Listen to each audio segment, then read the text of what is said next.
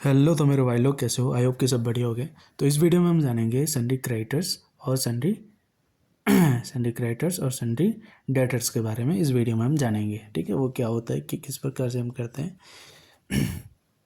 ठीक है, अब देखो सन्डी क्रिएटर्स को पहले हम जानते हैं, ठीक है।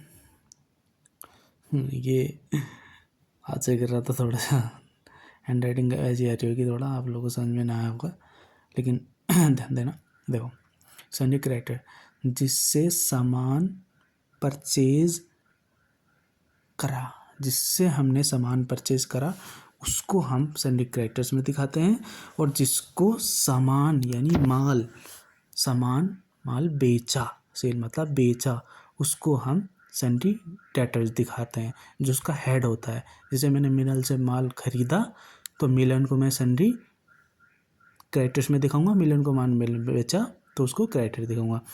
इसमें क्या होता है, सन्डी क्रिएटर्स में मतलब मैं पेमेंट करूंगा, डेटर्स में क्या होता है इससे पेमेंट लूँगा क्योंकि मैं कंपनी हूँ, ठीक है। उस केस में क्रेडिटर्स से मेरे को पैसे देने हैं और डेटर से मुझे पैसे लेने हैं। क्रेडिटर परचेज में आता है और डेटर सेल्स में आता है, ठीक है। ये पेमेंट गिव मतलब मेरे को क्रेडिटर्स में मेरे को पेमेंट देना है, और पेमेंट रिसीव जिसको मैंने सेल करा वो मुझे पैसे देगा, इसलिए सन्डी डेटर्स, ठीक है। अब एक मान के चलो अतुल एंटरप्राइज और ये मिलन एंटरप्राइज है। अतुल एंटरप्राइज मैं हूँ, ठीक है, मैंने इसको सेल करा, ये अतुल एंटरप्राइज मैं हूँ, ठीक है, मैंने इसको सेल करा, ठीक है। अब मिलन ने क्या, मिलन ने सेल करा इसे अतुल को, तो अतुल के लिए परचेज हो गया। अब ऐसे ही अपोजिट हो जाएगा, है ना, अपोजिट हो जाएगा, उसके लिए सेल उसके लिए परचेज, तो ये सब होता रहता है, ठीक है।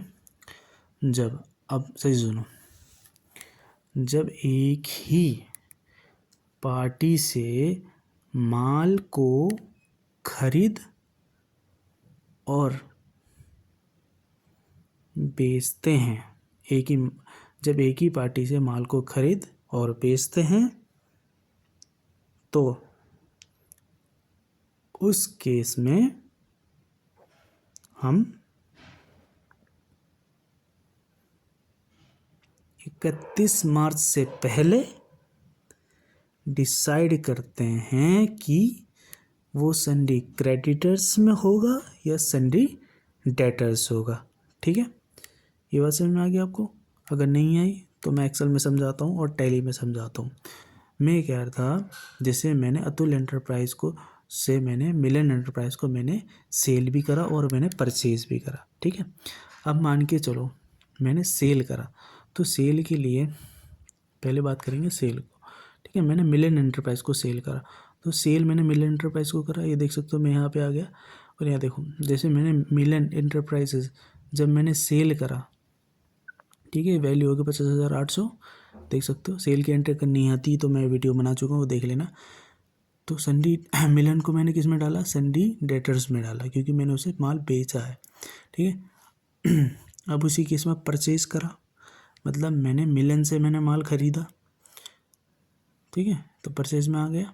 और यहाँ पे तुम देख सकते हो मिलन एंटरप्राइज परचेज दोनों है, तो बिल्कुल दोनों नाम सेम, बट मैंने अलग कर दिया, तो एक क्रेडिटर्स में डाल दिया, ठीक है, देख सकते हो। जिससे मुझे पता रहा है कि मैंने इसे माल खरीदा है, उससे माल मैंने बेचा है, ठीक है, बट वो बिल्कुल सेम है। अब जैसे देखो जिसको मैंने माल बेचा वो सन्डी डेटर्स में आएगा, ठीक है। सन्डी डेटर्स ये देखो 50,800, ये डेबिट बैलेंस में आ रहा है। मैं इसको हाइड कर देता हूँ, ठीक है, ये डेबिट बैलेंस में आ रहा है। तो एक मिनट, मैंने इसमें हाइड कर रखा, मैं आप लोग को सेना भी बताता हूँ। वो यार रात के अभी 12:30 हो रहे हैं यार, नींद आ रही है, ऑफिस करके से आए ना यार। तो चलो ये सेल है, ठीक है। जब भी मैं सेल करूँगा तो उसका हेड होगा वो सन्डी डेटर्स होगा। सेल सन्डी डेटर्स में अगर डेबिट बैलेंस आता है तो पैसा मुझे लेना है, मतलब पेंडिंग है पैसा, जिसको मैंने बेचा है उसने मुझे पैसा नहीं दिया, इसलिए वो डेबिट बैलेंस में आएगा। अगर क्रेडिट बैलेंस में आए, अगर क्रेडिट बैलेंस में शो सन्डी डेटर्स, इसका मतलब ये है कि उसने मुझे एडवांस पैसे दे दिए, एडवांस पैसे आ गया, मतलब मेरे को उसने एडवांस पैसे दे दिया, इसलिए हम बैलेंस शीट में इसको हम एडवांस फ्रॉम अ कस्टमर में दिखाते हैं। डेटर्स का क्रेडिट बैलेंस हो। तो ऐसे ही अब क्रेडिटर में आ जाओ। क्रेडिटर में अगर तुम देखो तो मुझे उसको पैसे देने 30,500, ठीक है, मुझे उसको पैसे देने 30,500, तो क्रेडिट में आ रहा है, ठीक है। इसकी मैंने वो बना रखी है एक्सेल, देख सकते हो। पहले डेबिट की अगर मैं बात करूँ, देखो यही परचेज होता है, परचेज में क्रेडिटर में आएगा उसका हेड, ठीक है, ये तो मैं बता ही चुका हूँ, ठीक है। अगर ये, ठीक है, अगर क्रेडिट में अगर डेबिट बैलेंस है तो एडवांस पैसा देते हैं, मतलब डेबिट बैलेंस है, मतलब मैंने उससे सर्विस नहीं ली, पहले मैंने पैसा दे दिया, उसके बाद में सर्विस लूँगा, इसलिए बिल नहीं डाला, इसलिए एडवांस खड़ा हो गया हो, मतलब मैंने एडवांस पेमेंट कर दिया। अगर क्रेडिट में है तो पेमेंट नहीं हुई, मतलब मैंने अभी उसे पेमेंट नहीं करा, इसलिए क्रेडिट में खड़ा है, ठीक है, इसलिए क्रेडिट में खड़ा है वो, ठीक है, मतलब अभी पेंडिंग है, मतलब मैंने उसे पैसे नहीं दिए, ठीक है, ये पार्टी को मैंने पैसे नहीं दिए, ठीक है। अब देखो मिलन एंटरप्राइज को मैंने सेल भी करा और परचेज भी करा, बेचा भी और ख़रीदा भी, ठीक है। और एक बात समझ में आ गई, 31 मार्च से पहले हमें डिसाइड करना होता है कि भाई ये क्रेडिटर का पार्ट है या डेबिटर का पार्ट है, ये बात भी आप लोग को समझ में आ गई। अब देखो पहले मैं डेटर में आया, देखो डेटर जो सेल है मैंने कितना करा है 50,800, और मैंने उससे ख़रीदा कितना माल है, मैंने 30,500 का मैंने माल खरीदा है, ठीक है। तो मैंने ना तो पैसे आए ना तो मैंने पैसे दिया, क्रेडिट बचा इतना जो भी बचा, ठीक है, 28,000 जो भी बचा, ये अभी डेबिट बैलेंस है, क्योंकि डेबिट में ज़्यादा था, मतलब अभी पैसा आना है, ठीक है। अब देख सकते हो, देखो अब हमें पता लगाना है 31 मार्च से पहले, 24 है, 31 मार्च 24 से हमें पैसा लगाना है, मतलब पता लगाना है। तो देखो जो क्रेडिटर है वो छोटी अमाउंट है, तो इसको मैं ट्रांसफ़र कर दूंगा किसमें, डेटर्स में, पेमेंट करना है, ठीक है, क्योंकि वो क्रेडिट में था। तो मिलन एंटरप्राइजेस परचेज को मैं करूँगा डेबिट, क्यों, वो था क्रेडिट में, इसीलिए डेबिट कर दिया, 30,000 जो भी था मैंने डाल दिया, टू करूँगा मिलन, क्योंकि ये पैसा मैंने दे दिया, किसने दिया, मिलन ने दे दिया, क्योंकि डेबिट में खड़ा हुआ था, ठीक है। डेबिट क्रेडिट जीरो हो गया, क्रेडिट बैलेंस ये जीरो हो गया, ठीक है।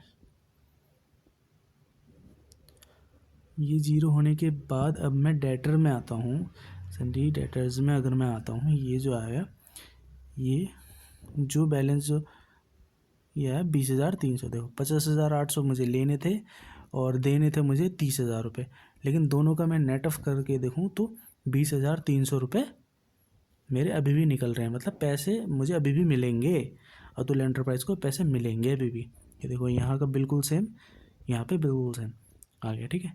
तो ये सन्डी डेटर्स में आएगा डेबिट बैलेंस, ठीक है, ये 31 मार्च से पहले हमने डिसाइड कर लिया कि सन्डी डेटर्स है और ये बैलेंस शीट का पार्ट है, बैलेंस शीट में सन्डी डेटर्स में जाएगा, ठीक है, हमने डिसाइड कर लिया कि ये सन्डी डेटर्स का पार्ट है, ठीक है।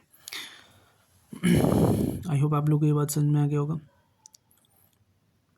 अगर इसका अपोजिट होता, बाई चांस जो हमने सेल करा है वो हमने 80,000 का सेल करा होता और 90,000 की हमने परचेज़ करी होती, तो जो 30 महीने दी जो 10,000 रुपये जो होते वो तुम्हारा सन्डी क्रेडिटर्स में आता, किस में आता, सन्डी क्रेडिटर्स में आता, बैलेंस शीट किस, ये हमें क्या पता चलता है, सन्डी क्रेडिटर्स का पार्ट है। आई होप आप लोगों को समझ में आया होगा, ठीक है।